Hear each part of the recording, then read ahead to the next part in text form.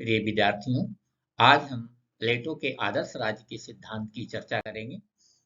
इस व्याख्यान के बाद विद्यार्थी ये जान पाएंगे कि प्लेटो ने किस प्रकार से आदर्श राज्य की परिकल्पना की है, आदर्श राज्य के 3 तत्वों को जान सकेंगे, आदर्श राज्य के 3 वर्गों से परिचित हो सकेंगे एवं आदर्श राज्य की विशेषताओं को भी समझ सकेंगे। जैसा कि हमने पहले भी चर्चा की है, प्लेटो की प्रसिद्ध पुस्तक रिपब्लिक है, जिसमें उसने आदर्श राज्य की परिकल्पना की है। उसके आदर्श राज्य की जो आधारशिला है वह है न्याय का सिद्धांत। यही कारण है कि रिपब्लिक का उपशीर्षक उसने न्याय से संबंधित रखा है। उसके आदर्श राज्य 2 आधार स्तंभों पर टिका हुआ है। पहला है साम्यवाद का सिद्धांत और दूसरा शिक्षा का सिद्धांत। हम पिछले 2 सत्र में इन सिद्धांतों की भी चर्चा कर चुके हैं।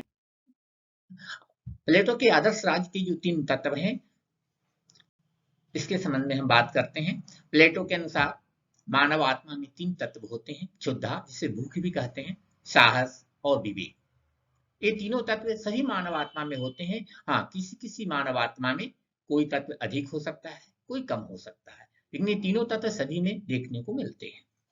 वह राज्य को व्यक्ति का ही विस्तृत रूप मानता है। अतः जब मानव आत्मा में ये तीनों तत्व हैं, तो राज्य में भी ये तीनों तत्व होंगे और इन तीनों तत्वों को राज्य में वह आर्थिक तत्व, सैनिक तत्व और दार्शनिक तत्व के रूप में देखता है।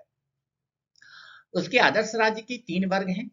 आर्थिक तत्व, आदर्श राज्य में जिनके पास आर्थिक तत्व होता है, जिन व्यक्तियों के पास आर्थिक तत्व होता है, वे उत्पादक वर्ग में शामिल होते हैं।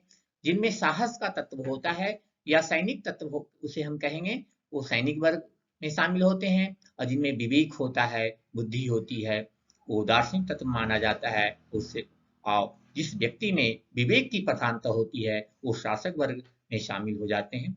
कहने का अर्थ यह है कि जो तीनों तत्व है, जो मानव आत्मा का जो तीनों गुण है, पहला गुण शुद्धा या भूख, वह उत्पादक वर्ग में देखने को मिलता है। दूसरा गुण जो साहस है, वह सैनिक वर्ग में देखने को मिलता है। और तीसरा गुण जो विवेक है, वो शासक वर्ग में देखने को मिलता है।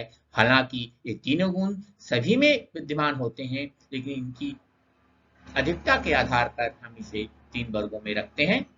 प्लेटो के आदर्श राज्य में तीनों वर्ग अपने अपने निर्धारित कर्तव्य का पालन करते हैं तथा दूसरे के कार्यों में हस्तक्षेप नहीं करते हैं। इससे राज्य की एकता बनी रहती है। प्लेटो के आदर्श राज्य की विशेषताओं की बात करें तो प्लेटो के आदर्श राज्य की सब प्रमुख विशेषता है दार्शनिक राजा का शासन। प्लेटो कहता है कि जब तक संसार के सभी राज्य के राजा या तो दार्शनिक नहीं हो जाते या तो दार्शनिक राजा नहीं बन जाते, तब तक नगर राज्यों की समस्याओं का समाधान नहीं हो सकता। मतलब यह है कि या तो शासक दार्शनिक बन जाएं या तो दार्शनिक ही शासक बने, और इस प्रकार से यदि दार्शनिक राजा का शासन होगा तो नगर राज्यों की समस्याओं का समाधान हो सकेगा। उसका आदर्श राज्य की विशेषता दूसरा हस्तक्षेप का सिद्धांत है। मतलब वो चाहता है कि समाज का, राज्य का तीनों वर्ग अपने अपना निर्धारित कर्तव्य का पालन करे और अन्य के कार्यों में हस्तक्षेप नहीं करे। मतलब यह है कि आर्थिक वर्ग अपना आर्थिक गतिविधि में संलग्न रहे और जो दूसरा वर्ग है, जिसे हम सैनिक वर्ग कहते हैं, वो सैनिक का कार्य करे, और जो शासक वर्ग है, जिसके पास विवेक की प्रधानता है, वो शासन को संभाले और तीनों वर्ग एक दूसरे के कामों से अपने आप को दूर रखे। कार्य विशेषीकरण, एक वर्ग के लोग अपने ही निर्धारित काम को बार बार करेंगे तो उसमें उनकी विशिष्टता आ जाएगी। इस प्रकार से कार्य विशेषीकरण का सिद्धांत है।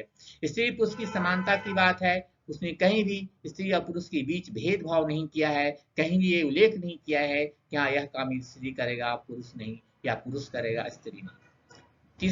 नेक्स्ट, स्वावयवी एकता की बात करता है। जब हम स्वावयवी एकता की बात करते हैं तो स्वावयवी एकता के अंतर्गत जिस प्रकार से एक शरीर का सभी अंग मिलकर के एक शरीर का निर्माण करता है, उसी प्रकार से ये तीनों वर्ग मिलकर के राज्य या समाज का निर्माण करते हैं। राज्य की एकता के लिए ये तीनों वर्ग का रहना बहुत ही जरूरी है।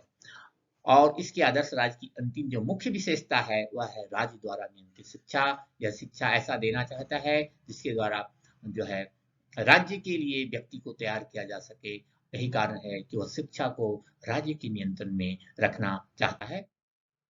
प्लेटो के आदर्श राज्य की विभिन्न विद्वानों ने आलोचना भी की है। अधिकांश लोग ये मानते हैं कि आदर्श की राज्य की कल्पना एक बिल्कुल कल्पना है, इसे व्यवहार रूप में लाना बिल्कुल संभव नहीं है, यह एक काल्पनिक धारणा है। दूसरा, लोग कहते हैं कि जो आदर्श राज्य है वो व्यक्ति की स्वतंत्रता का विरोध करता है, व्यक्ति को बिल्कुल राज्य के अधीन कर देता है, व्यक्ति को राज्य की बलि वेदी पे बलिदान कर देता है। तीसरा, इसमें उत्पादक वर्ग की अवहेलना की गई है। उत्पादक वर्ग के लिए ना तो साम्यवाद का सिद्धांत है, उत्पादक वर्ग के लिए ना तो शिक्षा का सिद्धांत है, उत्पादक वर्ग का बिल्कुल ही भी ध्यान नहीं दिया गया है, उसे बिल्कुल ही इग्नोर किया गया है। नेक्स्ट, कानून की उपेक्षा की गई है। यह राज्य को राजा के विवेक पर छोड़ देता है, लेकिन कोई व्यक्ति कितना भी विवेकशील ना हो, क्यों ना हो, वो गलतियां कर सकता है। यह मनुष्य की जो कमजोरियां है उसे नहीं समझ पाता है और ये मानता है कि व्यक्ति आदर्श हो सकता है, व्यक्ति इतना विवेकशील हो सकता है कि वह कुछ गलती ना करे। यही कारण है वह एक दार्शनिक राजा के हाथ में राज्य को सौंप देता है। इस प्रकार से इसका राजा शासक निरंकुश शासक होता है। इस प्रकार से यह एक निरंकुश सत्ता की स्थापना का वकालत करता है। निष्कर्ष के रूप में हम कह सकते हैं, प्लेटो के जो आदर्श राज्य है, अनेक आलोचकों ने इसे अव्यवहारिक बताया है, वास्तविकता भी यही है, परंतु मध्यकाल के पादरियों ने इस आदर्श की प्राप्ति के लिए कोशिश की थी। यह आदर्शवादियों के लिए भी प्रेरणा स्रोत रहा है। प्लेटो का आदर्श राज्य वह मंजिल है जिस पर पहुंचना सभी के लिए वांछनीय है। मतलब यह एक आदर्श है जहां पहुंचना तो संभव नहीं है, लेकिन हर राज्य ऐसी कोशिश कर सकता है, लोग कोशिश कर सकते हैं, शासक कोशिश कर सकता है, जो भी शासन में है कोशिश कर सकता है कि वो आदर्श राजा के रूप में विवेकशील हो और सही निर्णय ले, लोभ मोह से दूर रहे। इस प्रकार से यदि शासक लोभ मोह से दूर रहेगा, आदर्श स्थापित करेगा समाज में, तो एक अच्छी सरकार होगी, तो एक अच्छा समाज, अच्छा राज्य हमें मिल सकेगा, प्राप्त हो सकेगा। धन्यवाद।